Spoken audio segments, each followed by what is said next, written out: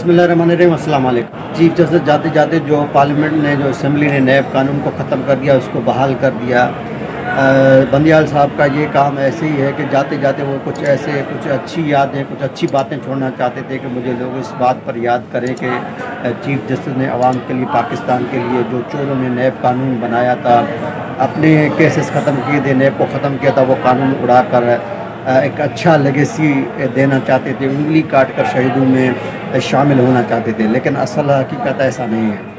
अगर रियासत वाकई करप्शन के ख़िलाफ़ इन चोरों को एहतसाब करना चाहती है तो उनके बग़ैर ये फ़ैसला नहीं उठ सकता था। अगर रियासत की सरपरस्ती इनको हासिल है तो ये फ़ैसला कामयाबी से चलेगा और उसके ऊपर अमल होगा।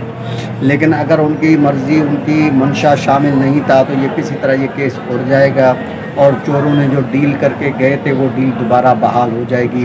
तो इससे जो दावे कर रहे थे कि हम करप्शन के ऊपर ज़ीरो टॉलरेंस कर रहे हैं, जिसने करप्शन की उसका हिसाब लेंगे, उसको हिसाब देना पड़ेगा, उनके लिए भी ये टेस्ट केस बन गया है। क्योंकि नवाज शरीफ ने ऐलान कर दिया कि मैं 21 तारीख को पाकिस्तान आ रहा हूँ और उसको निगरान वज़ीर आला ने गारंटी भी दे दिया कि मैं एक ऐसा हुक्म इम्तियाज़ जारी करूँगा जिससे तुम्हें 2 से 3 दिन की रिलीफ मिलेगी, तुम जाकर अदालत में अपना केस चैलेंज कर देना। नवाज शरीफ की अभी जो मौजूदा स्टेटस है, नवाज शरीफ अभी इश्तिहारी भगोड़े हैं, वो मफरूर हैं अदालतों से। अगर निगरान हुकूमत उसको सहूलतकारी देती है, उसके लिए सहूलत पैदा करती है, तो ये भी एक सवालिया निशान उठेगा रियासत के ऊपर, जिन इदारों के ऊपर जो कह रहे थे करप्शन के ऊपर हमारे ज़ीरो टॉलरेंस है। अब अगर नवाज शरीफ को रिलीफ मिलता है तो इससे भी पता चल जाएगा कि वो दावे सिर्फ महज एक दावे हैं, उनमें कोई हकीकत नहीं है।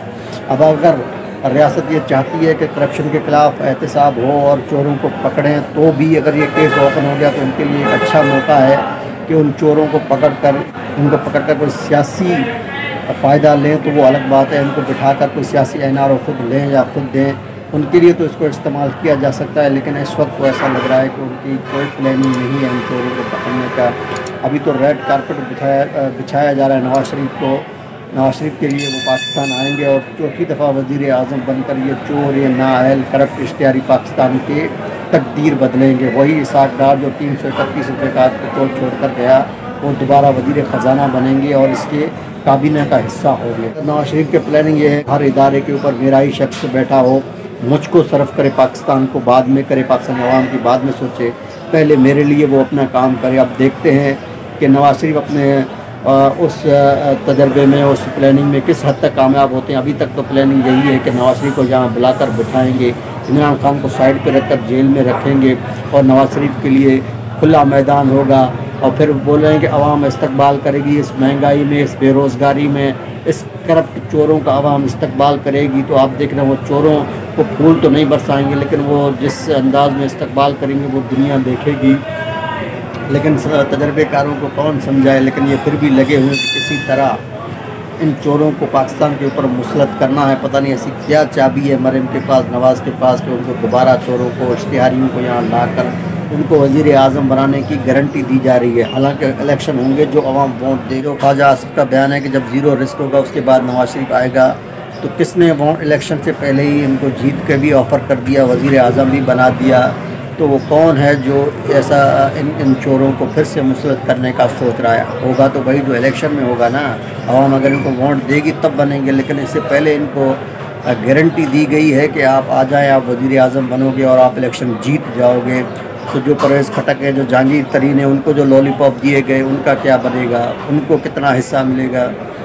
तो सब अपनी अपनी गेम बना रहे हैं। अब देखते हैं किस हद तक इसमें कामयाब होते हैं।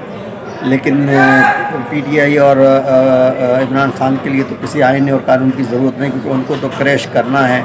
उनको ना नैब की कानून की ज़रूरत है, ना कुछ और कानून। जब चाह जिस केस में उठाया, अदालतें फैसले पर फैसले देती रहेंगी, लेकिन उनके ऊपर इम्प्लीमेंट नहीं होगा। आज भी चौधरी परवेज़ इलाही को अदालत ने रिहा कर दिया, फिर किसी और केस में उनको गिरफ़्तार कर दिया गया।